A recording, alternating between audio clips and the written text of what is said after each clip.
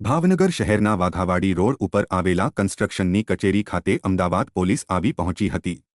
જો કે સૂત્રોના જણાવ્યા પ્રમાણે નોંધાયેલી ફરિયાદના આધારે પોલીસ તપાસમાં આવી હતી। ભાવનગરના વાઘાવાડી રોડ ઉપર આવેલા ઓમ કન્સ્ટ્રક્શન અમદાવાદ પોલીસે સર્ચ ઓપરેશન હાથ ધર્યું હતું અને પંચનામું પણ કર્યું હતું।